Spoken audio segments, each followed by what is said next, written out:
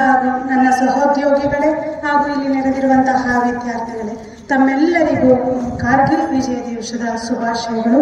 ನೋಡಿ, ಕಾರ್ಗಿಲ್ ವಿಜಯ ದಿವಸವನ್ನ ಯಾಕೆ ಆಚರಿಸ್ತಾ ಇದ್ದೀವಿ ಅನ್ನುವಂಥದ್ದು ಮತ್ತು ಮೂಲ ಅದರ ಒಂದು ಇತಿಹಾಸವನ್ನ ನಿಮಗೆ ತಿಳಿಸಬೇಕಾಗಿದೆ. ಇಂದಿಗೆ 25 ವರ್ಷಗಳು ಕಳೆದಿದೆ. ವಿಜಯವನ್ನ ಆಚರಿಸಬೇಕಾ ಅಥವಾ ನಮ್ಮ ಭಾರತೀಯ ಯೋಧರು ನಮ್ಮ ರಾಷ್ಟ್ರ ಧ್ವಜವನ್ನ ಸುತ್ತಿಕೊಂಡು ಅವರ ಪಾರ್ಥಿವ ಶರೀರ ಭಾರತಕ್ಕೆ ಬಂದಂತಹ ದುಃಖದ ವಿಷಯವನ್ನ ನಾವೆಲ್ಲರೂ ನೆನಪು ಮಾಡಿಕೊಳ್ಬೇಕಾ? ನನಗಂತೂ ತಿಳಿದಿಲ್ಲ. ಯಾಕಂದ್ರೆ ನಾನಾಗ 9ನೇ ತರಗತಿಯ ವಿದ್ಯಾರ್ಥಿ. ನನಗಿನ್ನೂ ನೆನಪಿದೆ, ಅಂದು ಇಡೀ ಭಾರತ ದುಃಖದಿಂದ ಮಡುವುಗಟ್ಟಿದ್ದ ದಿನ. ನಮ್ಮ ಕಾಶ್ಮೀರದ ಗಡಿಯಲ್ಲಿ ಅಂದ್ರೆ ಕಾರ್ಗಿಲ್ ಅಲ್ಲಿ ಅನೇಕ ಯೋಧರು ಚಳಿ ಹಿಮದಲ್ಲಿ ನಮ್ಮನ್ನ ಕಾಯ್ತಾ ಇದ್ದಾರೆ. ಆದ್ರೆ ಡಿಸೆಂಬರ್ ಇಂದ ಮೇವರೆಗೂ ಅಲ್ಲಿ ಏನಾಗುತ್ತಪ್ಪ ಅಂದ್ರೆ ಆ ಒಂದು ಪಾಕಿಸ್ತಾನ, ನಮ್ಮ ವಿರೋಧಿ ಗಡಿಗಳು ಮತ್ತು ನಾವು ಇಬ್ಬರು ಒಂದು ಮಾತಿನ ಒಪ್ಪಂದವನ್ನ ಮಾಡ್ಕೊಂಡಿರ್ತೇವೆ. ಏನಪ್ಪಾ ಅಂತ ಅಂದ್ರೆ ಅಲ್ಲಿ -45 ಡಿಗ್ರಿ ಒಂದು ಉಷ್ಣಾಂಶವಿರುತ್ತೆ. ಅಂದ್ರೆ ಆ ಒಂದು ಇದರಲ್ಲಿ ಯಾವುದೇ ಮನುಷ್ಯ ಬದುಕುವುದಿಲ್ಲ ಅನ್ನೋದು ನಿಮ್ಗೂ ಗೊತ್ತಿರುತ್ತೆ. ಹಾಗಾಗಿ ಏನು ವ್ಯತಿರಿಕ್ತವಾಗಿ ನಿಮ್ಮ ಸೈನಿಕರು ಸಾಯ್ತಾರೆ, ನಮ್ಮ ಸೈನಿಕರು ಸಾಯ್ತಾರೆ ಅಂತ ಹೇಳಿ ಒಂದು ಮಾನವೀಯ ಒಪ್ಪಂದವನ್ನ ಮಾಡ್ಕೊಂಡಿರ್ತಾರೆ.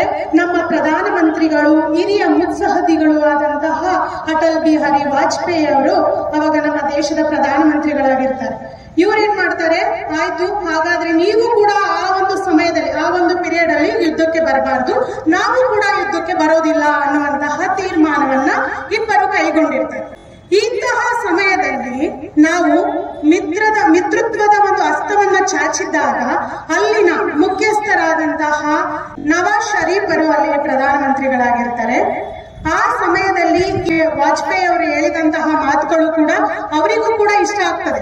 ಓಕೆ, ನಾವು ದೇಶದ ಅಭಿವೃದ್ಧಿ ಕಡೆ ಗಮನ ಹರಿಸೋಣ, ನಾವು ಈ ಒಂದು ಯುದ್ಧವನ್ನ ಈ ಕಡೆ ಒಂದು ಮನ ಒಲಿಸೋದು ಬೇಡ ಅಂತ ಹೇಳಿ ಇವರು ದೆಹಲಿಯಿಂದ ಲಾಹೋರ್ಗೆ ಒಂದು ಬಸ್ಸಿನ ಪ್ರಯಾಣವೂ ಕೂಡ ಮಾಡ್ತಾರೆ.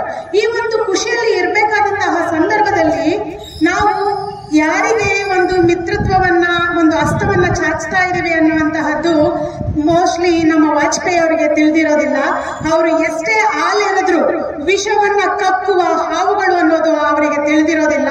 ಆದ್ರೆ ನಮ್ಮ ಸೈನಿಕರು ಇನ್ನೇನಪ್ಪ, ನಾವು ಪಾಕಿಸ್ತಾನದವರು ಸಂತೋಷವಾಗಿ ಮಿತ್ರತ್ವದಿಂದ ಇದ್ದೀವಿ, ನಮ್ಗೆ ಯಾವುದೇ ಭಯ ಇಲ್ಲ ಅಂತ ಹೇಳಿ ಮೇ ತಿಂಗಳಾದ್ರೂ ಕೂಡ ಇವರು ಆ ಒಂದು ಬೆಟ್ಟದ ಕೆಳಭಾಗದಲ್ಲೇ ಇರ್ತಾರೆ. ಇನ್ನೂ ಕೂಡ ನಮ್ಮ ಒಂದು ಆ ಸೆಲ್ಗಳಿಗೆ ಅಥವಾ ಆ ಒಂದು ಅವ್ರು ನಮ್ಮ ಯುದ್ಧ ಸೈನಿಕರು ಮಾಡ್ಕೊಂಡಿದ್ದಂತಹ ಆ ಬಂಕರ್ಸ್ ಗಳಿಗೆ ಹೋಗಿರೋದಿಲ್ಲ. ಇಂತಹ ಸಮಯವನ್ನ ನೋಡ್ಕೊಂಡಂತಹ ಪಾಕಿಸ್ತಾನದ ಆಗನ ದಂಡನಾಯಕ, ಆ ಒಂದು ಪಾಕಿಸ್ತಾನದ ಸೈನಿಕ ದಂಡನಾಯಕ ಯಾರು, ಪರ್ವೇಜ್ ಮುಷರಫ್ ರವರ ಒಂದು ಕೃತ್ಯ ಏನಪ್ಪಾ ಅಂತಂದ್ರೆ ಭಾರತದ ಬಂಕ್ಗಳನ್ನ ಮೇ 3 ಅಷ್ಟರಲ್ಲಿ ಸುಮಾರು 130 ಬಂಕರ್ಗಳನ್ನ ಅವರು ವಶಪಡಿಸ್ಕೊಬಿಡ್ತಾರೆ. ಇದು ಅಲ್ಲಿ ಕುರಿ ಕಾಯ್ದಂತಹ ಒಬ್ಬ ರಾಸಿಂ ಅನ್ನುವಂತಹ ಪರ್ಸನ್ ನೋಡ್ತಾನೆ, ಏನು ಇಲ್ಲಿ ಎಲ್ಲೋ ಜನಗಳು ನಡೆದಿರುವಂತಹ ಒಂದು ಗುರುತು ಕಾಣಿಸ್ತಿದೆಯಲ್ಲ ನಮಗೆ ಅಂತ ಹೇಳಿ ಒಂದಷ್ಟು ದಿನ ಗಮನಿಸ್ತಾನೆ. ಮೇ 5 ವರೆಗೂ ಗಮನಿಸ್ತಾನೆ. ನಂತರ ಅವನು ಭಾರತೀಯ ಪ್ರಿಯ ಬಂದು ಭಾರತದ ಸೇನಾನಿಗಳಿಗೆ ತಿಳಿಸ್ತಾನೆ, ನೋಡಿ ಯಾರೋ ಬಂದು ನಮ್ಮ ಬಂಕರ್ ಅಲ್ಲಿ ಅಡಗಿ ಕುಳಿತುಕೊಂಡಿದ್ದಾರೆ ಅನ್ನುವಂತಹ ವಿಷಯವನ್ನ ಮುಟ್ಟಿಸ್ತಾನೆ. ಆ ಸಮಯದಲ್ಲಿ ಭಾರತದ ಯೋಧರು ಎಚ್ಚೆತ್ಕೊಳ್ತಾರೆ. ಮೇ 5 ರಂದು 5 ಜನ ಸೇನಾನಿಗಳನ್ನ ಸುಮಾರು ಸಮುದ್ರ ಮಟ್ಟದಿಂದ 11,000 ಮೀಟರ್ ಎತ್ತರದಲ್ಲಿರುವುದು ಈ ಕಾರ್ಗಿಲ್. ಅಲ್ಲಿ ಅನೇಕ ಬೆಟ್ಟಗಳಿದೆ, 9,000 ಅಡಿ, 5,000 ಅಡಿ, 11,000 ಅಡಿ. ಈ ಎತ್ತರದ ಬೆಟ್ಟಗಳಿಗೆ ನಮ್ಮ ಯೋಧರು ತಮ್ಮ ವೆಪನ್ಸ್ ಗಳನ್ನ ಎತ್ಕೊಂಡು ಅಲ್ಲಿ ನಡೀತಾ ಇರ್ಬೇಕಾದ್ರೆ ಯೋಚನೆ ಮಾಡಿ ಮಕ್ಕಳ, ನಾವೆಲ್ಲರೂ ಪಪ್ಪು, ಸಿನಿಮಾ, ಮಾಲು, ಅದು ಇದು ಅಂತ ಎಂಜಾಯ್ ಮಾಡ್ತಾ ಇದೀವಿ. ನಮ್ಮನ್ನ ಕಾಯುವ ಯೋಧರು ಈ ರೀತಿ ಕಷ್ಟಪಡ್ತಾ ಇರ್ತಾರೆ. ಆಗ 5 ಜನ ಹೋಗ್ತಾರೆ. ಹೋಗಿದ ತಕ್ಷಣ ಅವ್ರೇನ್ ಮಾಡ್ತಾರೆ, ಅವ್ರ ಹತ್ರ ಸುಮ್ಮನೆ ಅಲ್ಲಿ ಯಾರು ಬಂದಿದ್ದಾರೆ ಅಂತ ನೋಡ್ಕೊಂಡ್ ಬರ್ಲಿಕ್ಕೆ ಹೋಗಿದ್ದವರು. ಆಗ ಅವ್ರ ಹತ್ರ ಇದ್ದಿದ್ದ ವೆಪನ್ಸ್ ಗಳಾಗಿರ್ಬೋದು, ಮದ್ದು ಗುಂಡುಗಳಾಗಿರ್ಬೋದು ಸ್ವಲ್ಪ ಮಟ್ಟದ್ದು. ಆಲ್ರೆಡಿ 130 ಬಂಕರ್ಸ್ ಗಳನ್ನ ಅವರು ವಶಪಡಿಸ್ಕೊಂಡು ಅಲ್ಲಿ ಅಡಗಿದ್ದವರು ಇವರ ಮೇಲೆ ಅತಿಕ್ರಮಣವಾಗಿ ಆಕ್ರಮಣ ಮಾಡ್ತಾರೆ. ಇವರು ಕೂಡ ಅದಕ್ಕೆ ನಮ್ಮ ಭಾರತೀಯ ಸೈನಿಕರು ಏನು ಕಡಿಮೆ ಇಲ್ಲ, ತಮ್ಮ ಕೈಲಾದಷ್ಟು ಹೋರಾಟವನ್ನ ಮಾಡ್ತಾರೆ. ನೆಕ್ಸ್ಟ್ ಈ 5 ಜನರನ್ನ ಅವರು ಒತ್ತೆಗೆ ತಗೊಳ್ತಾರೆ. ಒತ್ತೆಗೆ ತಗೊಂಡಾದ್ಮೇಲೆ ಯುದ್ಧ ನೀತಿಯ ಪ್ರಕಾರ, ವಿಶ್ವಸಂಸ್ಥೆ ಮಾಡಿರುವಂತಹ ಯುದ್ಧ ನೀತಿಯ ಪ್ರಕಾರ ಅವ್ರೇನ್ ಮಾಡ್ಬೇಕು, ಒತ್ತೆ ಪಡೆದ ತಕ್ಷಣ ನಿಮ್ಮ ಸೈನಿಕರು ನಮ್ಮ ಒತ್ತೆಯಾಳಾಗಿದ್ದಾರೆ ಅನ್ನುವ ವಿಷಯವನ್ನ ಮುಟ್ಟಿಸ್ಬೇಕು. ಆದರೆ ಈ ದ್ರೋಹಿಗಳು ಮುಟ್ಸೋದೇ ಇಲ್ಲ. ಅವರನ್ನ ಎಷ್ಟು ಕ್ರೂರವಾಗಿ ಹತ್ಯೆ ಮಾಡ್ತಾರೆ ಅಂತ ಅಂದ್ರೆ, ಅವರ ಕಿವಿಗೆ ಕಬ್ಬಿಣದ ಸಲಾಕೆಗಳನ್ನ ಹೆಟ್ಟಿ ಅವರಿಗೆ ಒಂದು ಹಾಕಿ, ಮತ್ತೆ ಮೂಗನ್ನ, ನಾಲಿಗೆಯನ್ನ ಕತ್ತರಿಸಿ ಅವರಿಗೆ ಪೈಶಾಚಿಕ ಹಿಂಸೆಯನ್ನ ಕೊಡ್ತಾರೆ. ನಂತರ ಸತ್ತ ಬಾಡಿಗಳಿಗೆ ಗುಂಡಿಟ್ಟುಕೊಂಡು ನಂತರ ಅವರ ಬಾಡಿಗಳನ್ನ ನಮ್ಮ ಭಾರತಕ್ಕೆ ಕಳಿಸ್ತಾರೆ. ಇದು ನಮ್ಮ ಪೋಸ್ಟ್ ಮಾರ್ಟಮ್ ರಿಪೋರ್ಟ್ ಅಲ್ಲಿ ತಿಳಿದು ಬರುವಂತಹ ವಿಷಯ. ಅಂತ ಅಂದ್ರೆ ನಾನು ಯಾಕೆ ಈ ವಿಷಯವನ್ನ ನಿಮ್ಮ ಹತ್ರ ಹೇಳ್ತಾ ಇದ್ದೀನಿ ಅಂದ್ರೆ, ನಮ್ಮ ಯೋಧರ ಬಗ್ಗೆ ನಮಗೆ ಅಪಾರವಾದ ಗೌರವ ಇರಬೇಕು.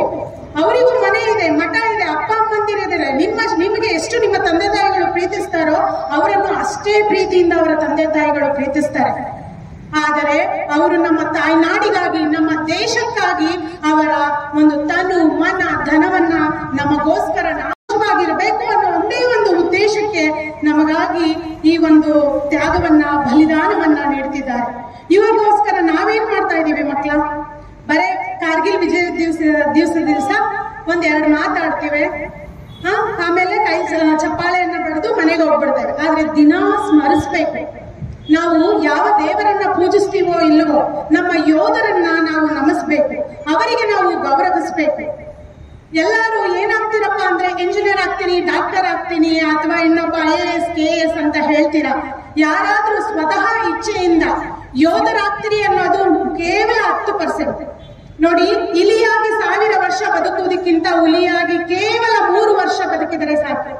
ಅಂತಹ ಕಾರ್ಯಕ್ಕೆ ಕೈ ಎತ್ತಿರೋರು ನಮ್ಮ ಯೋಧರು. ಹಾಗಾಗಿ ನಮ್ಮ ಗಡಿಯಲ್ಲಿ ಕಾಯ್ತಿರುವಂತಹ ಯೋಧರು ಹಾಗೂ ಅಂದು ಯುದ್ಧ ಮಾಡಿ ಸುಮಾರು 526ಕ್ಕಿಂತ ಹೆಚ್ಚು ಆತ್ಮಗಳು ನಮ್ಮನ್ನ ಬಿಟ್ಟು ಹೋಗಿವೆ. ಆದರೆ ಅವರು ಮಾಡಿದಂತಹ ತ್ಯಾಗ ಮಾತ್ರ ನಮ್ಮಲ್ಲಿ ಇನ್ನೂ ಶಾಶ್ವತವಾಗಿ ನಮ್ಮ ನೆಲೆಯೂರಿದೆ. ಹಾಗೂ ಅದರಲ್ಲಿ ಹೆಚ್ಚಾಗಿ 1360ಕ್ಕಿಂತ ಹೆಚ್ಚು ಜನ ಗಾಯಗೊಂಡ್ರು ಆ ಯುದ್ಧದಲ್ಲಿ. ಮತ್ತೆ 13 ಜನ ನಮ್ಮ ಕನ್ನಡಿಗರು. ಇಂದು ಕೂಡ 1300ರಲ್ಲಿ ಕೆಲವೊಂದು ಜನಗಳಿಗೆ ಕಾಲಿಲ್ಲ, ಕೈ ಇಲ್ಲ, ಆದರೂ ಅವರಿಗೆ ಯಾವುದೇ ಆದಂತಹ ಬೇಜಾರಿಲ್ಲ.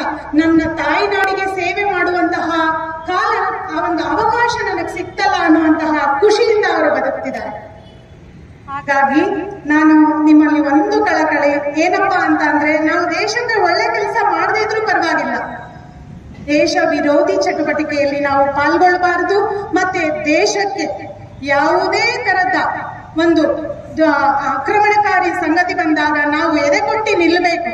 ಅಂದೇ ನಮ್ಮ ಪ್ರಾಣ ಹೋದ್ರೂ ಪರವಾಗಿಲ್ಲ, ಅಷ್ಟು ಉತ್ಸಾಹ ನಮ್ಮಲ್ಲಿ ಬೆಳೆಸಬೇಕು. ಅಂದ್ರೆ ಶಾಲಾ ಮಟ್ಟದಲ್ಲೇ ನಿಮ್ಮಲ್ಲೆಲ್ಲರಲ್ಲೂ ರಾಷ್ಟ್ರ ಪ್ರೇಮ ಬೆಳಿಬೇಕು ಅಂತ ಹೇಳ್ತಾ, ಮತ್ತೊಮ್ಮೆ ನಮ್ಮ ಕಾರ್ಗಿಲ್ ಯುದ್ಧದಲ್ಲಿ ಮಡಿದ ಎಲ್ಲ ಯೋಧರಿಗೂ ನನ್ನ ತುಂಬು ಹೃದಯದ ಒಂದು ಧನ್ಯವಾದಗಳನ್ನ ಸಲ್ಲಿಸ್ತಾ, ಅವರ ಕುಟುಂಬಕ್ಕೆ ಹಾಗೂ ಅವರ ತಂದೆಯನ್ನ ಕಳ್ಕೊಂಡ ಮಕ್ಕಳಿಗೆ ಮತ್ತು ಮಗನನ್ನ ಕಳ್ಕೊಂಡ ತಾಯಿ ತಂದೆಯರಿಗೆ ವಂದಿಸ್ತಾ ನನ್ನ ಮಾತನ್ನು ಮುಗಿಸ್ತೇನೆ.